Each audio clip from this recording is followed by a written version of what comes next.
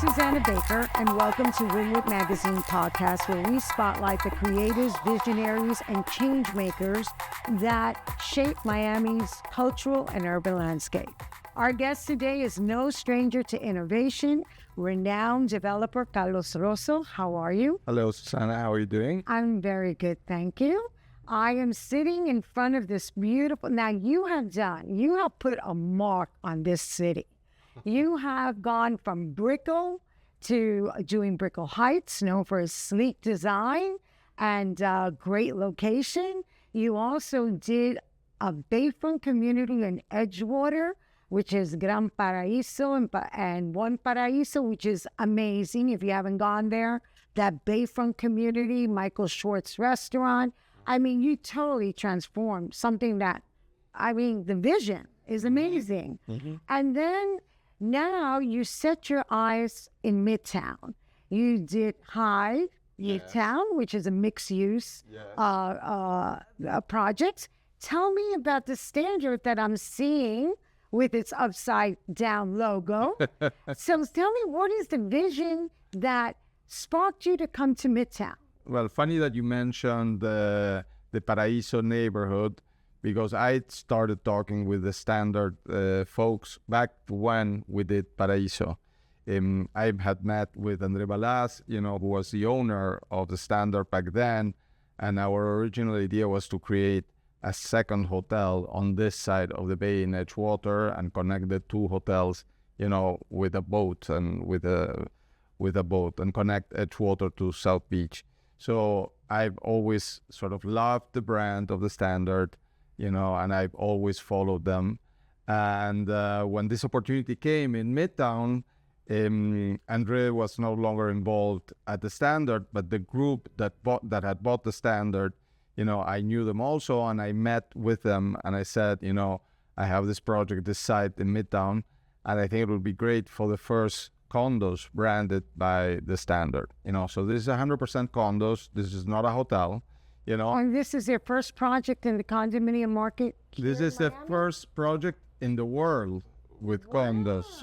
So, it was like that's a big, amazing. And it was great for me, to have the endorsement of a brand that's as cool as a Standard. And I thought that it was going to resonate very well in a neighborhood of young people, like Midtown is, and so close to the design district and so close to Wynwood. And the reality is that, that's exactly what happened. We launched with the brand of the Standard, and 18 months later, here we are. The project is going to be finished in another 3 to 4 months. And we have, I think, 5 units left of the 228 units. Wow. The building is looking beautiful. Just went inside. We just did our walkthrough with the construction team. And it's 100% residential. It's 100% residential. It's we are allowing only minimum 30-day rentals. We want, a real stable community, in Midtown, and we don't want temporary rents. So we want real owners to live here that sort of buy and think that the Standard is such a cool brand and the cool vibe that want. And what's the price points? Is it right now? That our last units are. Oh yeah, last units. Hello. Yeah. $550,000 to $1 million, okay. or less. All right, and you have 5 left. Well, this is done. Yeah. And congratulations on the Standard. That is really an achievement.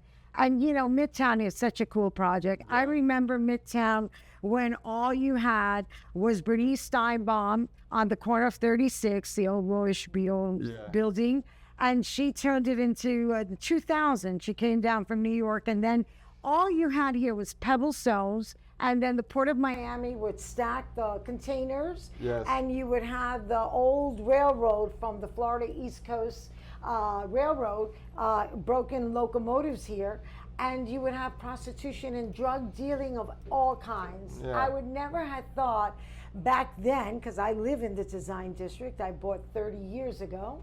30 years ago. And my mother cried, thinking like, how could you buy in the ghetto when we came from the ghetto? I'm originally from the Bronx. How could you go from a doorman building to this? But I bought a beautiful home from Craig Robbins. He was just buying And I said, you got my home. And so make a long story short, I kept looking at this territory and saying, you know, it was all so abandoned. And then in came Midtown Park and Diversified Realty, split the land. You have Americana on one side, and then you have Urban Oasis on the other. Yeah. And then I remember, and the reason why I'm saying this whole story is because I remember that the High was being mentioned, that it was coming to Midtown, and that was huge. Because that was a big name, the High brand. And then we heard that there was a fight because Diversified Realty had just signed with Walmart. Yes. And so for the first time, there was discord between Midtown partners and Diversified, because before then, everything was perfect for everyone. There was a little bit of Americana, fast food, but then you had beautiful restaurants and beautiful boutiques and the urban landscape here. And so it was funny to hear that, and I was saying, will Hyde not go in because Walmart? That's going to be really interesting to see. And when I saw that the Hyde did go in, I applauded, but when I didn't see anything happening here, I said something is happening because you're not seeing any construction there. You're hearing all kinds of rumors, but you came in and you bought the property. Well, it's a very interesting sort of, you know, the history of Midtown. I think it's very interesting. You know, remember Midtown was bought originally in 2004, you know, and, you know, since then it has become, it's one of the few, it's the only master planned urban mixed-use community in Miami. This is 55 acres, and the master plan was created by Bernard Siskovich. You know, when they got the approval of all the components, and basically, as you said, you know, all the retail, commercial, big box retail was on the west side, and the east side, facing Biscayne Bay, is all the residential area. You know, since then, you know, it has evolved very fast. You know, because originally it was that big box retail. The city built 2 parking garages to help the retail, you know, and then the first 2 condo buildings were built in 2006, and then 2008 happened, and you know, everything. Is Deborah Samuel still part Deborah Samuel still part of it. Okay. But Awesome. that group, the group that owned Midtown, had to sell Midtown, and in between that, following that, was a dispute with the neighbors and Walmart.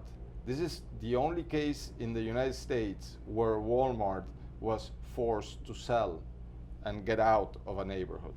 Realistically, you know, that's what I'm saying. It's a neighborhood with a lot of activism, a lot of neighbor input. So for me to be able to say, you know, we did Hyde, now we're doing Standard, and now we're going to continue doing Midtown Park, it's like a big sign of approval, you know, in the sense that, you know, everything that we developed here sort of talks to the characteristics of Midtown. And that was my next question. So now Midtown Park is being done by the Proper Group. Prosper? The first tower, it's branded with Proper, yes, from Proper. California, yes. Proper, okay. So now what vision you have, because you have such a competitive landscape in Midtown. You know, even though, you know, they're all different, they're not all that different, but you have a competitive landscape. What makes Midtown Park separate from the other competitions? I think, you know, it responds very well to what Midtown was originally designed and envisioned for by Siskovich. You know, Midtown Boulevard, you know, which is this street that we are on, has a special design, you know, in the sense that it has 15-foot wide sidewalks. All the ground floor of that faces the street, you see it here on the scale model. All the ground floor has to be retailed and has to be glass. On this street, you cannot have an entry of a garage, you cannot have loading of the building, you cannot have the trash pickup and collection of of the buildings. So Bernard from day one thought that this was going to be the natural connector between the design district and Wynwood. And he didn't want that pedestrian experience to be interrupted by all these other uses. It happens in Brickell or it happens in downtown that you walk and suddenly you pass in front of a garage entrance with a ramp, and at 5 o'clock people are driving in and out, and you cannot continue walking. Or you pass. I remember when we were working in One Miami at Related, our office was next to the garbage dumpster of the Intercontinental Hotel. So you walked in front of that, and suddenly you were carried away. And also the parking, because it's merging all the highways right into that one block. So this neighborhood, which is surrounded by fast streets, think 29, think 36. And North Miami Avenue, those are all fast streets, and then we have the natural limit to the east of the railroad tracks. So once you drive into Midtown, you're not driving to go to another neighborhood. You're driving into Midtown. You want to stay in Midtown. So all the design of the streets, the design of the parking on the streets is conducive to retail, because being all the ground floor being done in glass and activated, we have parking on both sides of the streets, which slows down the speed of the cars. So on average, the streets in Midtown are 20-mile-an-hour streets. We are surrounded by 60 or 70-mile-an-hour avenues. Right. So it slows down the traffic, it creates a great pedestrian experience, and it creates this basement full of retail in Midtown. Yeah. What does that do, for the pedestrian experience or for the people that live? It creates a very active place where you have little cafes, chairs, tables. It's open at night till 11, 12 at night, every night. You have banks, restaurants, office, co-working, gyms. So everybody, it's like a sort of enclosed community where everything is at your footsteps. So it's very nice to see, the same people in the morning having coffee at All Days or at Matty's, and then going to the gym, and then seeing them here in Trader Joe's or even Target, It's an urban oasis. Yeah. It's where you work, play. Yeah. Work, play, and eat. And master plan from day one, the heights of the buildings, the podiums of the buildings are all thought. So I think it's a very, very interesting urban design and neighborhood that is conducive to this great urban life. Also, Midtown has a lower density than Brickell or downtown Miami. Here we can only build 150 units an acre. Brickell is 500 units an acre. And downtown Miami is 1,000 units an acre. Right. So what is happening right now is that with the super development of Brickell and downtown, people are moving out of those denser areas and looking for more open space, pedestrian streets, and all the details, the requirements that I just showed you, that I just told you before. The fact that other developers are following what we're doing, and now suddenly you have David Martin, doing a John George building in Midtown, with a restaurant with a restaurant on the ground floor that everybody in Midtown can also use. It's great. It's great. It's absolutely great. Now, I want to ask you, your designs. You have very innovative designs, sleek designs. How does Midtown Park? Focusing on Midtown Park, how does that add to the fabric of the neighborhood? When we met, with the neighbors and the CDD here in Midtown, we asked them, what would you like to see on that site, And they said, well, one thing that we really want, because we have such a tremendous amount of people living in Midtown, is more open spaces and more urban spaces. And we want to do, we would prefer if you could include, in your project, ways to transverse the project and connect directly from Midtown into Wynwood. If the project that you design is conducive to, that public experience of people that live in a city, i.e. outdoor cafes, patios, parks, trees, shades, and we said, you know what, let's try it. And that's what we designed. You So will there's see going to be a park. there's going to be 2 parks, one on Midtown Boulevard and one on North Miami Avenue, connected by 2 pedestrian streets that are 300 feet long each, that are designed with the same scale and proportion of the pedestrian streets of the design district. So we are trying to bring a little bit of the design district into Midtown. Okay. We look at the spaces in Midtown and we see that there's a lot of people in the afternoon, for example, in the little playground that is here in the back of the Standard. There's like a little square, and you would be surprised that in a city like Miami, it's one of the few areas where kids can play, Right. for kids, like Right, a place for kids. Yeah. And we said, you know what, we need more of that, and that's also conducive to retail. So if you have good spaces with, if you have good sidewalks, with good trees, with great shade, with open spaces, the retail is going to work even better. Yes. So what we are trying to add to our projects are the things that we see that are already working in Miami. So the evolution of your designs are integrated with sustainability and also nature. Yeah, also nature and open space and good urban space. Not nature for the sake of nature, but thinking of how do we create good open spaces that are used in an adequate way that is conducive to retail, that helps retail thrive, and what uses do we bring on top of just ground floor retail to make sure that that retail gets activated more and Right, more. right. So on top of doing 120,000 square feet of retail on the ground floor, close to 1 acre of open space and walkways, we are adding a paddle club with 8 courts on the 3rd floor of the building. Okay.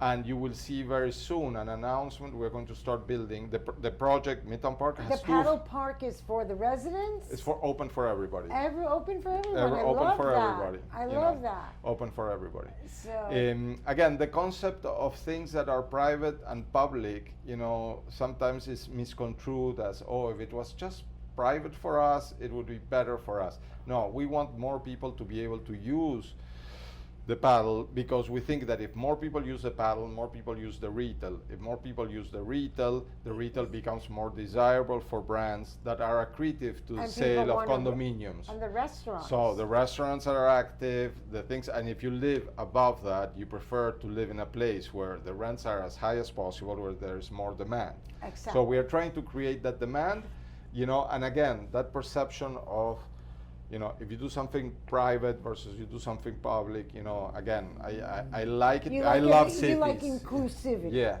No, but not inclusivity also just for the politics of inclusivity. Yeah. I like inclusivity because it's good business. It's good business. I love that. The design district is all public. Yeah. And look at the amount of people that walk around. And why do people walk around? Because the spaces are well designed, because there's Yes, shade, yeah.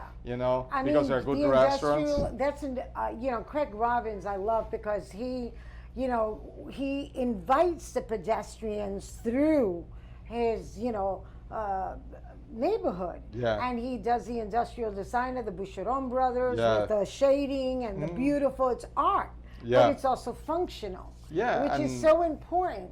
And it evolves over time, Remember, Yeah. design district at the beginning was stores. Yeah. And people, after, say after walking it 2 times, you never come back. But then Craig realized, hey, if I put more F&B, more restaurants, and if I put restaurants of different levels, Michael Schwartz, you have Cote, you have Tamboki, which is a whole nother level. Yeah, and then you have Pura Vidas, the Pura Vidas of this world. If you have mix and match of restaurants, you get also more different types of customers coming, Right, you got and your more Gen different price Z, points. yeah. You know, hey, there's somebody that maybe will buy the Birkin bag for 25,000, but maybe there are a lot of other kids that want to buy a pair of sneakers for 200. And they stand in line Yeah. for hours. And today, the design district, you know, has the highest urban rents in the U.S. outside of Rodeo Drive and Fifth Yeah, Avenue. I know. So It's what I'm saying is that beautiful. you know,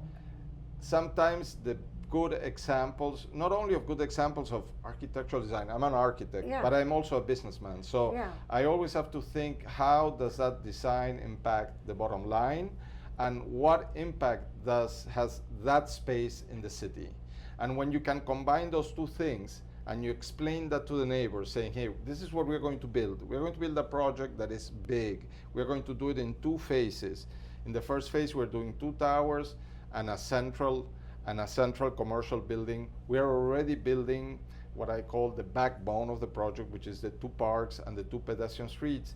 And in what is phase 2 of the project, I'm going to build a public paddle club with 12 courts of paddle. Wonderful. And all the neighbors here were like, what? You know, we are getting that? I say, you're getting that, and then of the 12 courts, you're going to have 8 that are going to be permanent when the building is finished. That's awesome. And they were all like super happy and super supportive Well, of I the have project. to tell you that, and that's great. I mean, you have to work with your neighbors, right? Everybody Yes. has to be happy. I love the idea that, you know, adding more aesthetics, more of going across all kinds of demographics of income, brings your Gen Z, brings your families, brings the preppy, the Yeah. business people, the happy hour people, the people that stay to dine. And so, but I noticed something when I came through the door, which is beautiful with the greenery and the building.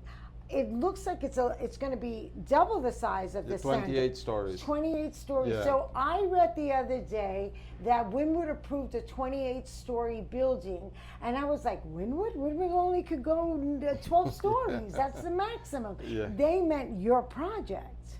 There are some projects, I think, in Wynwood that are using the live local, or you know, there's a new regulation. There that- is, okay. So that. But I think they meant yours because even though Wynwood technically is on the west side Yeah. of North Miami Avenue, you're still considered the gateway being right there on 29th. We are, you know, we are maintaining the same scale of Midtown. You know, over Yeah. Midtown Boulevard, you have 28-story buildings Yeah. on this side. We are building 28 Yeah, stories on the other absolutely. side.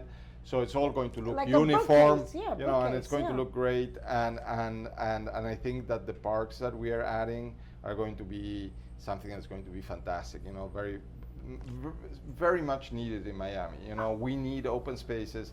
You know, Miami is a city. I just came back from Paris, and I was telling my wife, you said, like, the amount of benches that exist in Paris, you know, the amount of places to sit down and socialize and meet other people. You know, Miami, we have very little. Just Really? think about it, you know, even good neighborhoods, our good neighborhoods in Coral Gables or Pinecrest or stuff like that, there's not a lot of public spaces where you can go and sit And down. sit down, right. There are not a lot of sidewalks. You know, we're a city. We have our suburbia doesn't have sidewalks to walk Yeah, in general. You know, yeah. so there's not a lot of place where people can interface. And I think people more and more, that's what they want. You know, That's they want what to they live want, in mixed urban environments. I mean, look at Brickell. Yeah. How crazy that's turned. But that's what we want, you Yeah, know. that's what you and, want. And I think it's great to have different densities and different neighborhoods with different characteristics, And you know. and you know them all, and you have innovated all kinds of projects Mm-hmm. from the high towers to the bayfront communities, also beautiful towers. And so we're excited about Midtown Park. I live in the design district for 31 years, Mm-hmm. so I'm super excited. And at the same token, I wanted to, for our listeners, since we have also listeners of all demographics, because we have art enthusiastic, we have designers, we have architects, that come onto our site to hear amazing developers. You have used throughout your project some amazing collaborations with architects and designers. Who are you bringing to Midtown Park? Well, Midtown Park is designed by Arquitectonica. The Arquitectonica.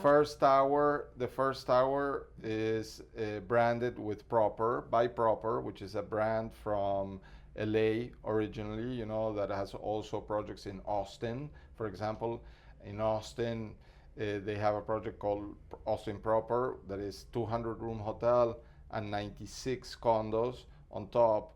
The condos in Austin are the highest price condos in Austin. They are more expensive than the Four Seasons, more expensive than the Ritz-Carlton. The top floor of that building is where Elon Musk has his unit, his pied-à-terre in Austin. It's not very much known, I don't but know if you want to say that. but he lives there, and he has a place there. How about here? Now that you said that, what are the price points for the first tower since it's made by Proper? Yeah, the prices again.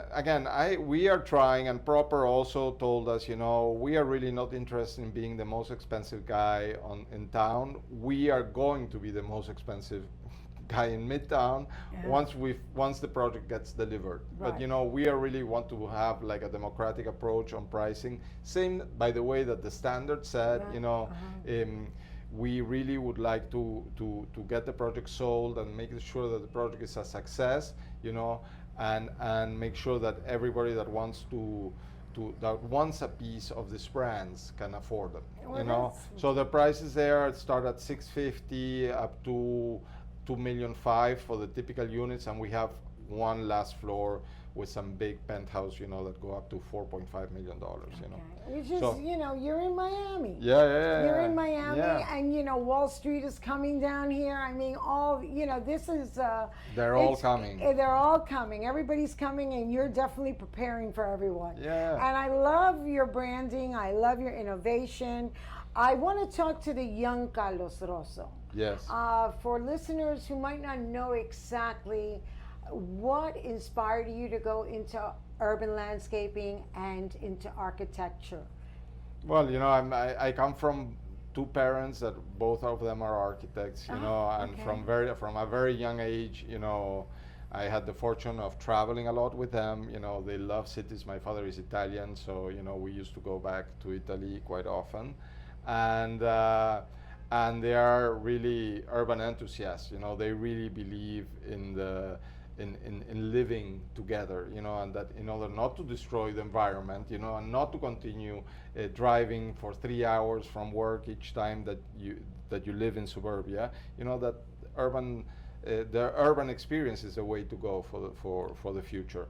At the same time, we need to make sure that the cities are a little bit more humane, and that they are at a scale that doesn't become, overwhelming to human nature. And so I still have the fortune of having two parents that are very, very, very very strong believers on the cities. I studied architecture, then I went to Europe, then from Europe I went to the Middle East. I spent 10 years in the Middle East, then I came back here. How many years? 10. So I lived in Dubai, in Abu Dhabi, in Cairo. Then I came back, I studied at MIT, and then I started working with George, and I worked at Related for 20 years at Related. You became the condo king. Yes. Right? He is the condo king. He's the condo king, but you became the president of the division for condo sales. Yeah. He was the condo king, and I was the president. Let's go. I had a. My daughter works for The Edge. Yeah. And that's a Related project. Is it another division off of Related? I don't know if The Edge is Related. Because it's the Related group. Probably maybe affordable housing, maybe one of the other groups. No, The Edge is it's the highest building, 110 stories. In New York. In New York, with the plastic, with the floor that goes out. That's Related New York. That's Related New York. I told my daughter, you're working for Hardhead. No, you're working for Steve Ross. Steve Ross. Yeah, which she was works a for Steve Ross. partner for, Yeah. Awesome. So again, and then again, George so happened to be that an urban planner also, Yeah, so yeah. on top of doing development, Great mentorship there. yeah, great mentorship, and a guy that really loves also cities and And art. and art And and the all the stuff. infusion of everything, which Yeah. is an amazing soundboard to have, Yeah, to yeah. have all that. And then I wanted to say, if you were to give advice to someone coming out of architecture school, Yeah. what advice would you give them? Would you tell them to go into urban planning, how to go about, what would be an advice that you learned recently that you wish you would have known back then? Well, I started working at Related at 33 years old, so I had a lot of experience before that in construction. I worked 10 years for a general contracting company, and then I did development, and in the middle, I went and I studied finance at MIT. So I sort of always thought, I'm an architect, then I did construction, and then I really want to be the guy who directs the orchestra, Yeah. the guy who cuts the checks, The host and, man. and I really wanted to create these buildings, this idea that hey, you find an empty lot and you work with architects and you work with this, but at the end of the day, it's the vision of the developer, the guy who's basically directing the ship, who has this vision. So I wanted to be in that seat, on that seat. So your advice is to be involved from the construction. First, find out what you really like, Yeah. because this is a very, very demanding business, You have to once love it. once my kids, they were in like first grade or second grade, and they asked him, "What does your dad do for a living?" And he said, "I don't know. He shouts all the day at the telephone." So because that's the reality is that we live. This is a very, very there's a lot of pressure on this job. Once you need to get the sales, you need to get the construction, you need to get the loan. You have to please you the know, banks. You have to please the banks. So you really need to find out what you like of that whole of the menu of architecture, lending, finance, interior design, development. And if you like development, I always tell them go and work for a company. Go work for a company for 10 years. Maybe start at 23, not at 33. And learn the details of the business, because there are millions of details and millions of people involved that you will need them the day that you start doing this on your own. You need those relationships with the zoning attorneys, with the people at the city, with the contracting world, with the sales With the team, neighborhood with the brokers, with the associations. neighborhood associations. So I think that's better to learn it inside an organization. Yes. And then, if you think you can do it on your own and you have the stamina and you have, what it takes to, to go through the downturns, because when I tell you that this sold and that we have 5 units left, those are the good days, Right. But we have some bad days also, and those bad days are, the 2008s, Yeah. Yes. So you need to have the back to be able to support that type of pressure. Absolutely. Absolutely. But I think it's a fantastic profession, because you're dealing with everything. With everything. You're dealing with, on the abstract side, you're dealing with math, you're dealing with art, you're dealing with history, you're dealing with urban design, you're dealing with all different categories. I always say I cannot. I tell my dentist, I said, like, how can you only, look at people's mouth all day long? No, you didn't. I tell him, and the guy's like, Be quiet. be quiet, But the reality is that, and he's Well, he's a your great mind, dentist. He's a your great mind and the mind of a developer is a visionary, it's a creator, it's a change maker, especially as successful as you've been. And then eventually all the chips fall in the right places. Once you have your formula, you know exactly more or less how to continue that formula. And then you keep innovating. You add a little bit here, you take away from there, Yeah. you do this. So I've seen your journey. I know you for the last 15 years, and I am so happy and proud and honored to see the things you're doing. And Carlos Rosso, thank you so much for giving back and changing Miami's skyline and the urban landscape. Adding more culture, more creativity is what we need. Thank you. Thank you very much, Thank Susana. you. Thanks.